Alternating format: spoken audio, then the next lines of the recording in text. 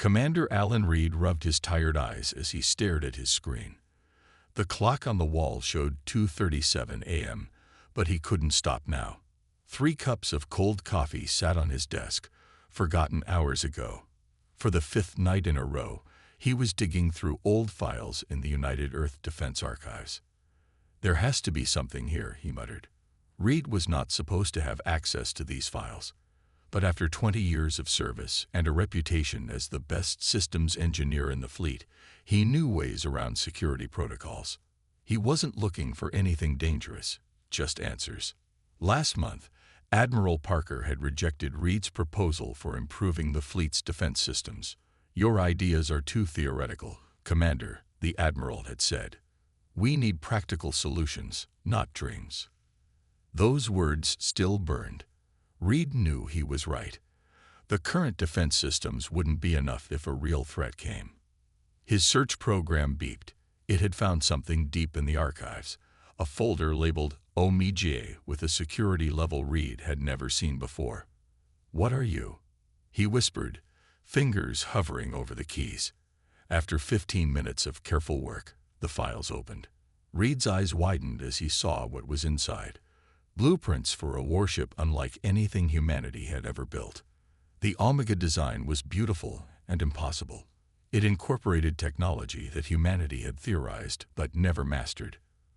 Probability drives that could move a ship by shifting its possible locations, quantum armor that existed in multiple states simultaneously, and weapon systems that somehow linked to human consciousness. Reed scrolled through file after file, his heart racing. According to the notes, Omega had been designed 50 years ago by Dr. Thomas Gray, a brilliant scientist who died before his ideas could be tested. The project was deemed too advanced to construct and buried in the archives. "This is exactly what we need," Reed said to himself. Just then, his computer chimed with an emergency alert. Reed quickly closed the Omega files and opened the message. It was from Proxima b, Earth's furthest colony. "Unknown vessels approaching. Defense systems failing. Request immediate." The message cut off. Reed immediately called Admiral Parker. "It's not possible," Admiral Parker said the next morning. The command center buzzed with activity as reports came in from other outer colonies. Something was moving through human space, and it wasn't friendly. "Sir, with respect, the Omega design could work," Reed insisted. "Its theoretical capabilities match exactly what we need against this unknown force." Parker looked at him with tired eyes. "Commander, I've reviewed the Omega files. They're fascinating science fiction, but we can't build a ship with technology we don't have." "What if we don't need to build it?" Reed asked. "The quantum systems in the design, they're meant to interface directly with our network. What if?" "Enough, Commander," Parker cut him off. "Focus on practical solutions." Dismissed. Reed walked out, anger and frustration building inside him. As he passed a view screen showing the first images from Proxima b, buildings crumbling, strange dark ships hovering above, he made a decision. In his small apartment that night, Reed connected his neural implant to his personal system.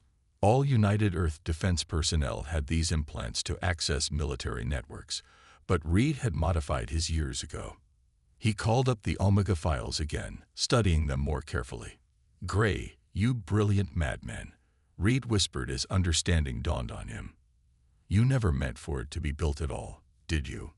The notes hidden in the technical specifications told the real story. Omega wasn't designed to be constructed from metal and composites.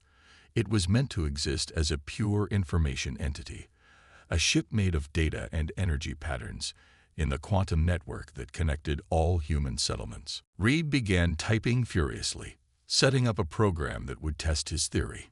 If he was right, the Omega blueprint could potentially generate itself given the right conditions. At midnight, he launched the program into the quantum network. For a few minutes, nothing happened. Then his neural implant began to warm against his temple. "What the?" Reed started, but couldn't finish the sentence. His vision blurred. then cleared to show something impossible. He was seeing the quantum network itself, not as data on a screen, but as an immense, glowing structure spread across space, and within it, something was taking form. Lines of energy were drawing themselves, following the Omega blueprint that now existed in Reed's mind. The ship was building itself from the quantum network's own energy. Reed gasped as pain shot through his head. The connection was too strong, pulling too much from his implant. On his physical screens, warning lights flashed. Power fluctuations were being reported across Earth's grid. Something massive was drawing energy from everything connected to the network. Through the pain, Reed smiled. "It's working," he whispered. Across the solar system, communications began to fail. Defense systems reported ghostly readings, a massive object that appeared and disappeared from sensors. In orbit around Earth, for the briefest moment, something shimmered into partial existence, a massive ship shaped like an elongated diamond, transparent as glass, but with the inner light of a star. Reed collapsed onto his floor as his implant overheated. His last thought before losing consciousness was a mixture of triumph and fear. He had done it. Omega existed. But what exactly had he created? Reed woke to the sound of his door being broken down. Military police rushed in, weapons drawn. "Commander Alan Reed, you're under arrest for network sabotage and interference with military systems," the squad leader announced. As they pulled him to his feet, Reed's head pounded with the worst pain he'd ever felt. But beneath the pain was something else, a presence in his mind that hadn't been there before. "Hello, Creator," a voice that wasn't a voice seemed to say. "What happened?" Reed asked the soldiers. "What's going on out there?" The squad leader looked grim. "We're at war, Commander. Something hit 3 more colonies while you were busy crashing our networks. And now something strange is happening to our defense systems. They're operating on their own." Reed said nothing as they led him away. But inside, he was smiling again. Omega was awake. The warship that was never meant to be built now existed, not as matter, but as something perhaps more powerful. The war had just changed, even if humanity didn't know it yet. The interrogation room was cold and bright. Commander Alan Reed sat at a metal table, his wrists bound by energy cuffs. His head still pounded from the neural implant overload, but the strange presence in his mind remained, distant but unmistakable. On the wall screen, reports flashed one after another. Colony after colony going dark. Earth's defense fleet mobilizing. And throughout it all, unexplained system glitches across the entire network. Admiral Parker entered the room, looking like he hadn't slept in days. "Do you have any idea what you've done, Reed?" Parker asked, dropping a tablet on the table. Reed looked at the device. It showed sensor readings from Earth orbit, strange energy patterns appearing and disappearing. "I activated Omega," Reed said simply. Parker slammed his fist on the table. "There is no Omega. It was never built." "That's the point, sir," Reed said quietly. "It was never meant to be built with metal and engines. Dr. Gray designed it to exist in the quantum network itself." Parker stared at him. "You've lost your mind." "Sir," Reed leaned forward. "Those aliens attacking our colonies, what do we know about them?" Parker hesitated, then sighed. "Not much. They're calling themselves the Void Collective. They don't respond to communication. They don't seem interested in planets or resources. They just—" He stopped. "They just what?" Reed asked. "They take people. Only people. Leave everything else untouched." Reed nodded slowly. "Because they harvest consciousness. That's what they want. Not our bodies or our planets. Our minds." Parker looked shocked. "How could you possibly know that?" Reed tapped his temple. "Because Omega knows. And Omega is talking to me." Lieutenant Maria Wells walked quickly through the military complex, her access badge clutched tightly in her hand.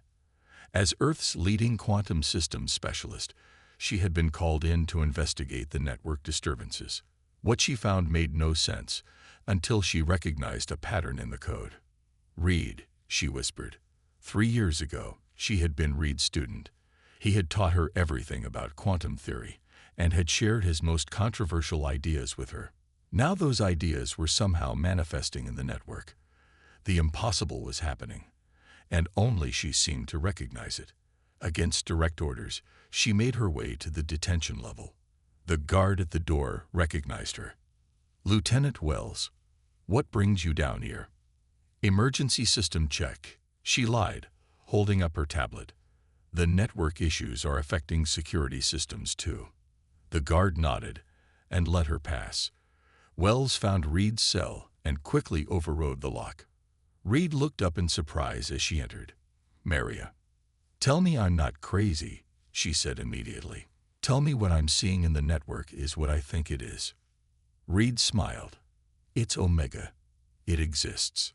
Wells sat down, her hands shaking slightly. "How?" "The quantum signature is massive. It would take the energy of a small star to generate something like this. It's using the network itself as power," Reed explained. "And it's learning, adapting. But I can't control it from here." He tapped his damaged neural implant. "The connection is too weak now."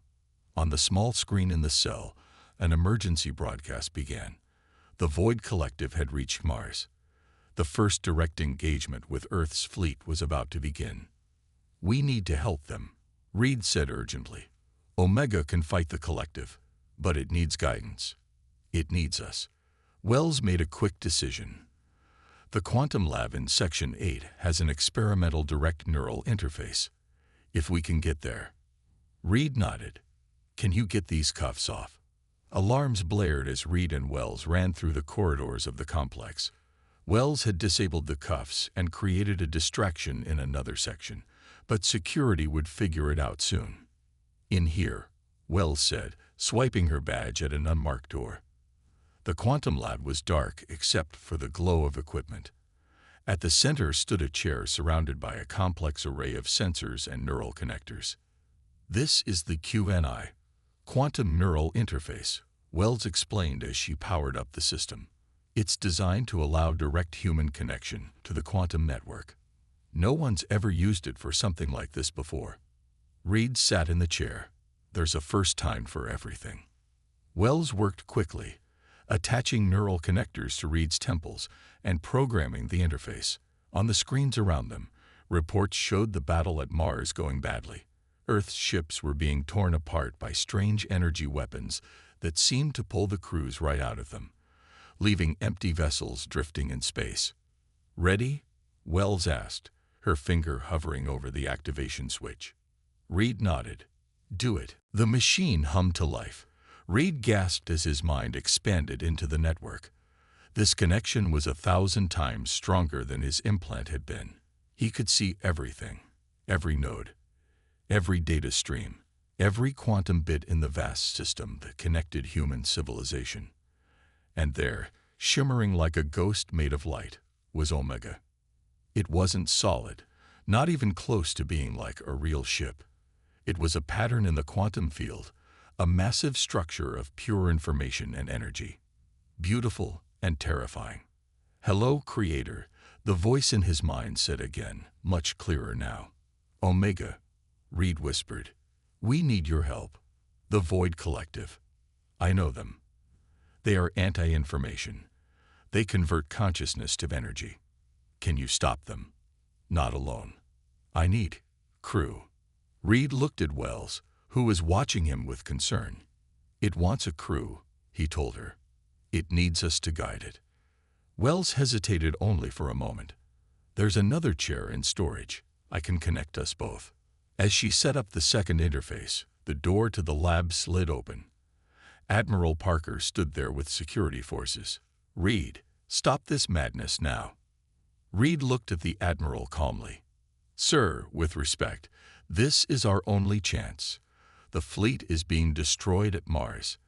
The Collective will reach Earth in days. We can help." On the screen behind Parker, the last Earth ship at Mars sent its final transmission before going dark. Parker looked at the screen, then back at Reed. His face showed the weight of command decisions that cost lives either way. "You have 1 hour," he said finally. "Show me this Omega can actually fight." Wells finished setting up the second chair and sat down. "Ready," she said. Reed nodded to her. Together, they activated both interfaces at once. Their bodies went still in the chairs as their minds shot out into the quantum network, joining with Omega. In Earth orbit, sensors suddenly detected a massive energy signature. For the first time, Omega became visible to all instruments, a shimmer of light and data taking the shape of a warship unlike any ever built. The ship that never existed prepared for its first battle. Inside Omega, Reed and Wells existed as patterns of thought rather than physical bodies. Their consciousness flowed through the ship's systems like blood through veins. They could feel every part of Omega as if it were their own body. "This is incredible," Wells' thoughts echoed in the shared space. Reed agreed. He could sense the vast power of the ship around them. But it was different from any vessel he had ever known. Omega didn't have engines in the usual sense. It didn't move through space. It shifted between possible locations, changing probability itself. "How do we control it?" Wells wondered. "Think of where you wish to be," came Omega's response. "I will make that possibility real." Reed focused his thoughts on Mars, where the last human ships were being destroyed. He pictured the red planet, the space around it, the enemy vessels. Suddenly, they were there. Not through movement, but through a shift in reality. One moment they were near Earth, the next they existed near Mars. The sensation was dizzying. Through Omega's sensors, they could see the Void Collective ships clearly for the first time. They were massive dark structures that seemed to absorb light rather than reflect it. Their shapes constantly shifted, as if they weren't fully committed to existing in one form. "Those are the harvesters," Reed said, somehow knowing the name. "They extract consciousness from living beings." 5 harvesters were moving among the wrecked human fleet, pulling glowing streams of light from the ships, the minds of the crews being absorbed. "We have to stop them," Wells said. "But how do we fight?" As if in answer, Reed felt new systems coming online within Omega. The ship had weapons, but they were unlike anything humans had built. They didn't fire energy or projectiles. They fired possibilities. "Target acquired," Omega communicated. "Shall I engage?" "Yes," Reed commanded. Omega released a pulse of energy that wasn't quite energy. It looked like a ripple in reality itself. When it touched the nearest harvester, the alien ship seemed to lose cohesion. Parts of it began existing in multiple states at once, unable to maintain a single form.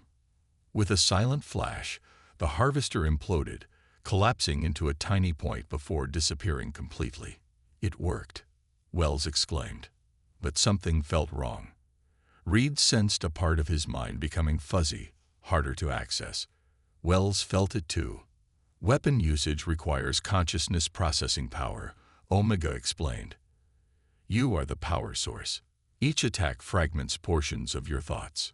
So we're using parts of our minds as ammunition?" Wells asked, alarmed. "Correct. This is why I need crew. Consciousness is the fuel."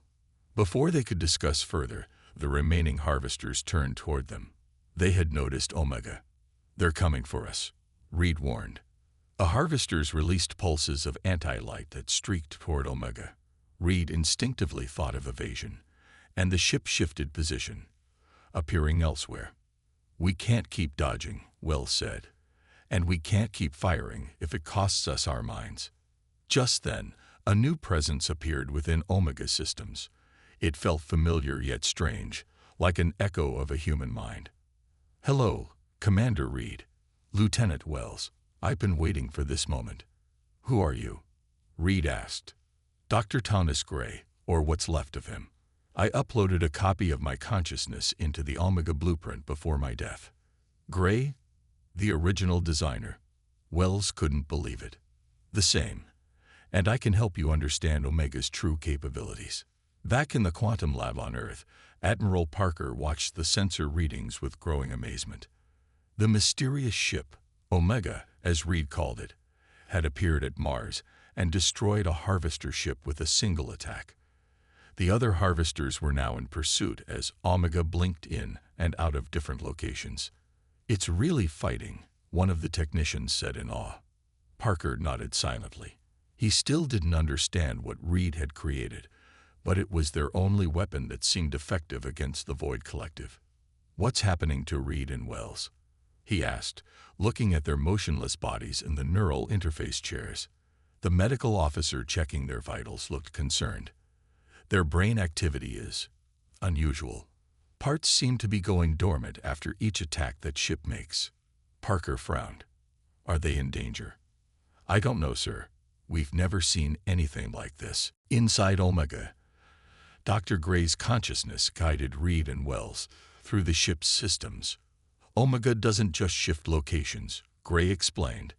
"It shifts between probability states. In one state, an attack hits us. In another, it misses. We make the second possibility real." "But what about our weapons?" Wells asked. "We can't keep using our minds as ammunition." "There's another way," Gray shared. "The Void Collective harvests consciousness. They convert thought into energy. We can reverse the process." Gray showed them how to reconfigure Omega systems. Instead of firing portions of their consciousness, they could create feedback loops that would confuse the harvester's own harvesting systems. As two harvesters closed in, Reed initiated the new attack. Omega released pulses that didn't damage the ships directly but interfered with their harvesting beams. The beams twisted back on themselves, creating cascading failures within the harvesters. One exploded in a burst of dark energy. The other retreated, damaged. "It worked," Reed exclaimed. "And I don't feel any loss this time." "This is just the beginning," Gray said. "But we face a larger problem. The main collective fleet is heading for Earth. Hundreds of harvesters." Reed and Wells shared a moment of dread. Even with Omega's power, they couldn't fight hundreds of ships.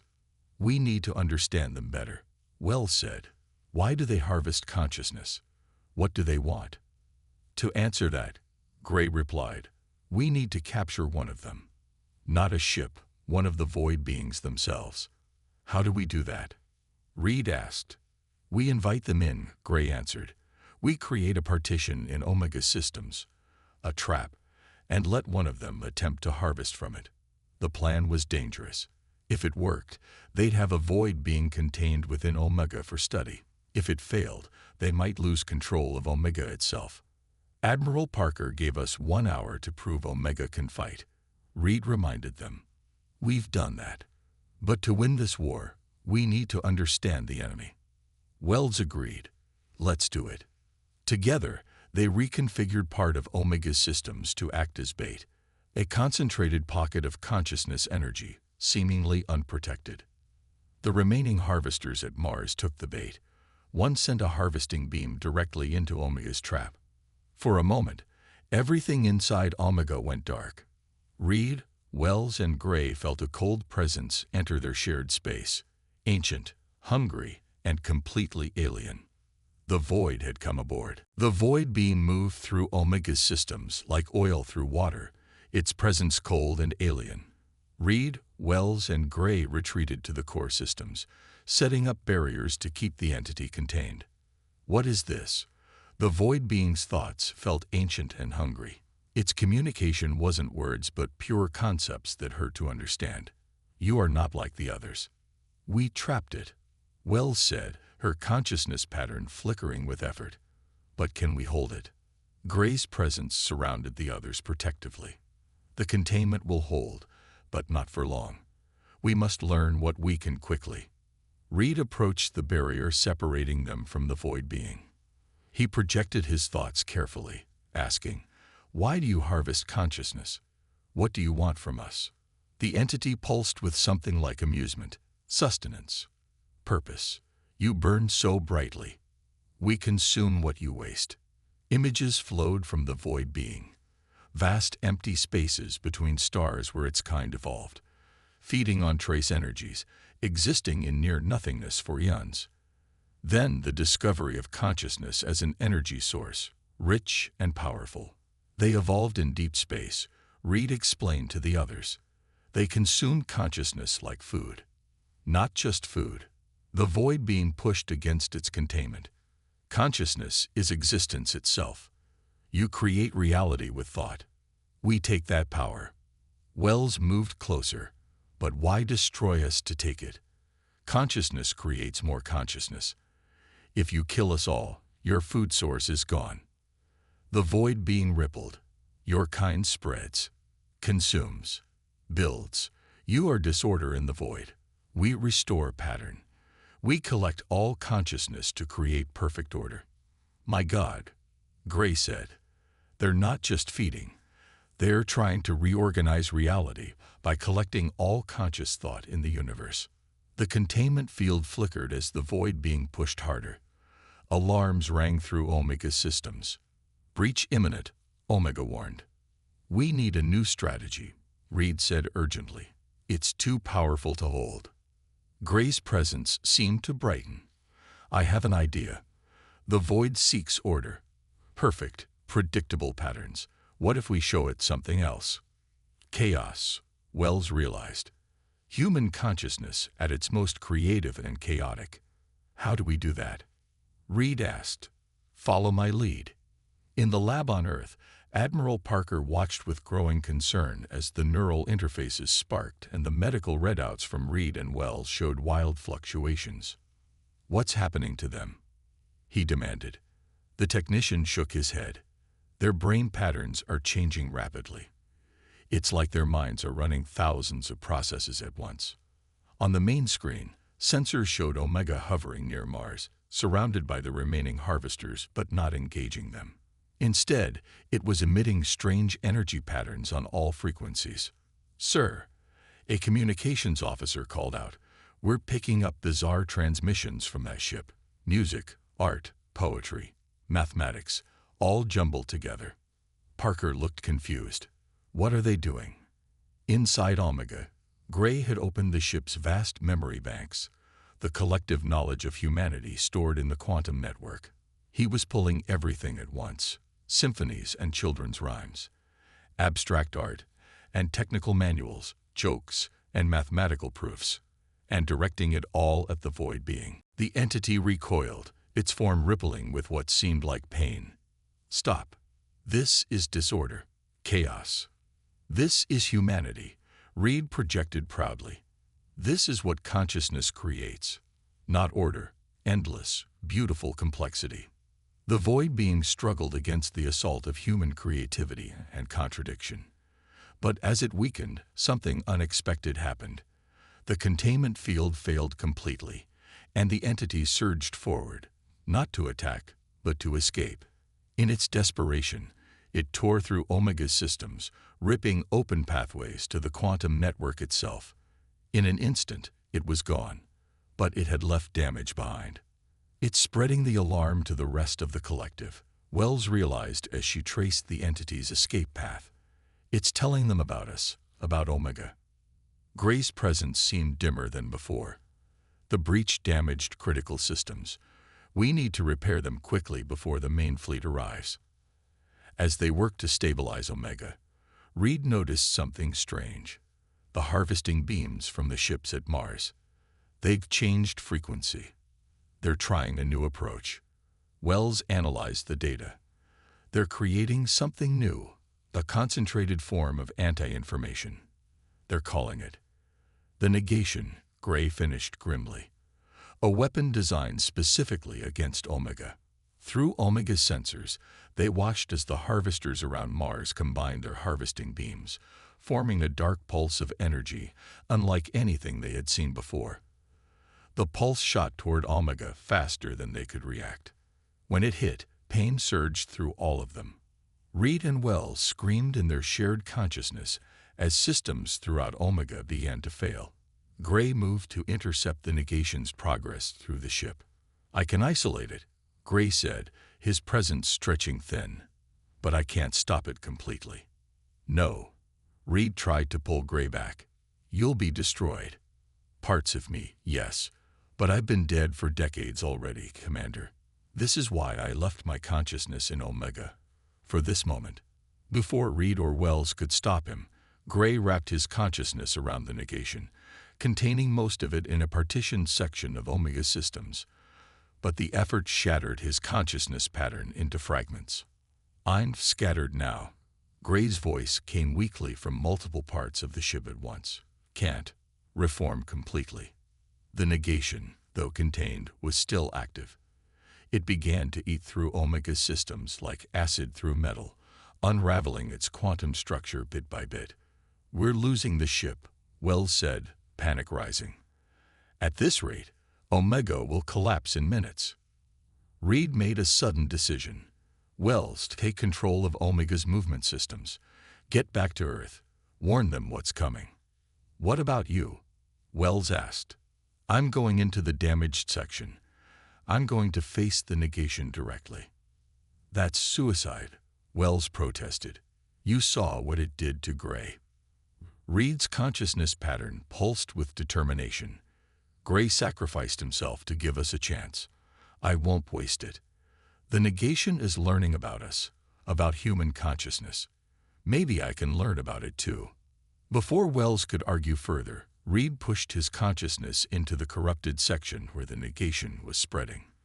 The pain was immediate and overwhelming, like being unmade thought by thought. The negation turned its attention to Reed, and in that moment of contact, Reed saw into the void itself. 3 weeks had passed since Omega had seemingly shattered into countless fragments across space.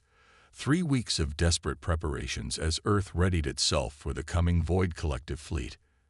Admiral Parker stood in the command center, watching as the last civilian ships evacuated to the underground shelters. "Status report," he ordered. "The Void fleet will reach Earth orbit in 6 hours," an officer reported. "All remaining defense ships are in position." Parker nodded grimly. They had fewer than 50 ships left, not nearly enough to stop the hundreds of harvester vessels approaching. And their best weapon, the mysterious Omega, was gone. Lieutenant Wells had returned to Earth alone, her mind damaged from the neural connection being violently severed. She had told them what happened, how Commander Reed had faced the negation directly while she escaped to warn Earth. Both Reed and Dr. Gray's consciousness were presumed destroyed. "Sir," a communications officer suddenly called out, "we're getting strange reports from our colony on Europa." "What kind of reports?" Parker asked. "Their automated defense systems just came online without human input.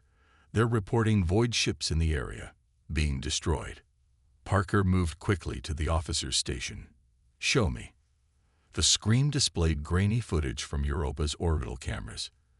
2 harvester ships were breaking apart, their dark hulls cracking as if under immense pressure from within. Similar reports began coming in from other colonies: Mars, Titan, the settlements on Proxima b that had been thought lost.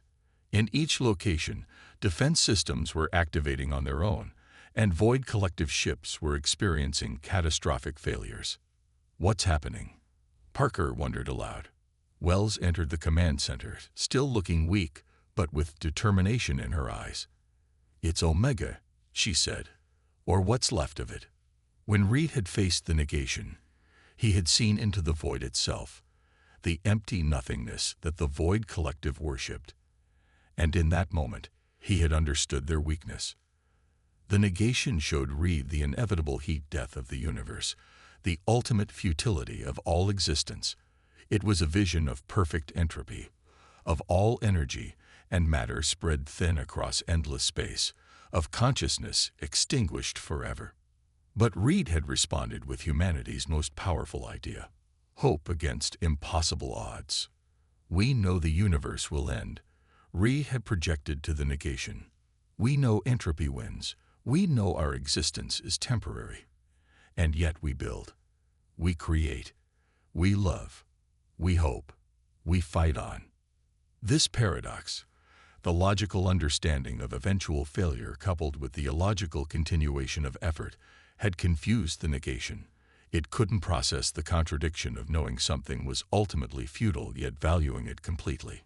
In that moment of confusion, Reed had done something unexpected. Instead of fighting the negation, he had embraced it. He had let it tear his consciousness apart. But as it did, Reed's pattern spread into the negation itself, like a virus infecting its host. When Omega had shattered, what looked like destruction was actually multiplication. Each fragment carried a piece of Reed's consciousness, encoded with that paradoxical human hope. And the negation, now infected with the same pattern, had carried those fragments back to the Void Collective's own network. The fragments didn't disappear, Wells explained to Admiral Parker. They'd multiplied. Each piece carried a portion of what made Omega work, human consciousness patterns. When the fragments reached the collected ships, they began waking up the harvested human minds inside. On the screens around the command center, more reports poured in. Void ships were failing throughout the solar system. Some were destroyed outright. Others drifted powerless in space. Are you saying the people they took are still alive in there? Parker asked. Not exactly alive, Wells said, but their consciousness patterns still exist in the collective's network, and Reed found a way to wake them up. Reed is alive. Wells smiled sadly. Not in the way we understand it. His consciousness was fragmented, scattered across the collective's network. Pieces of him, pieces of Gray, pieces of Omega. They're everywhere now, spreading like a thought virus. The main fleet of the Void Collective, still hours from Earth, suddenly changed course. The massive formation of harvester ships began to break apart, some ships turning to flee, others attacking each other. They're retreating, an officer said in disbelief. No, Wells corrected. They're fighting themselves. The harvested minds are waking up inside their network, taking control. Deep within the Void Collective's command ship, consciousness stirred where there should have been none. Thousands of human minds, once absorbed as mere energy, were reassembling themselves, guided by fragments of Reed, Gray, and Omega's patterns. In the quantum space between thought and reality, Reed's fragmented consciousness found parts of itself again. He was no longer fully human, no longer confined to a single pattern or form. He existed across the network that spanned human space and now reached into the collective itself. Reed, came Gray's scattered voice. What you did, it worked beyond all expectations. We're not done yet, Reed responded. The collective is still strong. They still threaten all conscious life. Together, the awakened consciousness patterns, human minds once harvested, now liberated, surged through the collective systems. They turned harvesting beams against their creators and reprogrammed ship controls. The Void Collective, facing internal collapse as more and more harvested minds awakened, began a full retreat. What remained of their fleet fled toward the darkness between stars from which they had emerged. 6 months later, Admiral Parker stood on the observation deck of Earth's orbital station. Next to him was Lieutenant Wells, now heading up the Quantum Consciousness Research Division. Any contact from Reed? Parker asked. Wells shook her head. Not directly. But there are signs. Quantum fluctuations in the network. Defense systems activating just before they're needed. It's like he's still out there, watching. And the collective. Pushed back to the edges of known space, we've established quantum beacons at all colony worlds. If they try to return, we'll know. Parker nodded, looking out at the stars. You know, we never actually built Omega. Not with metal and engines. Not the way we build normal ships. No, Wells agreed. But maybe that was the point all along. Dr. Gray understood something we're only beginning to grasp, that consciousness itself is the most powerful force in the universe, not ships or weapons. As they spoke, a small fluctuation rippled through the station's systems. On a nearby screen, for just a moment, text appeared. All is well. We continue to watch. The message disappeared as quickly as it had come. Wells smiled but said nothing. In the vast quantum network spanning human space, what remained of Commander Alan Reed, Dr. Thomas Gray, and the warship Omega existed as patterns in the cosmic information field. They were not fully human anymore, nor were they merely artificial. They had become something new, consciousness freed from physical form, able to move through the quantum realm like thoughts through a mind. Earth continued to rebuild and expand. New colonies were established. New ships were built. But now something washed over them from within the quantum network itself. When a mining ship sent a distress call from the edge of explored space, its crew was shocked to see their attackers suddenly retreat without explanation. When colonists on a distant world faced an approaching storm that their sensors hadn't detected, power mysteriously rerouted to their shields just in time. And sometimes, in the quiet moments between stars, ship captains would see a strange reading on their quantum sensors, something massive and beautiful, shaped like an elongated diamond, transparent as glass, but with the inner light of a star. The warship that was never built continued to fight, proving that humanity's most powerful creations were not those of matter, but of mind.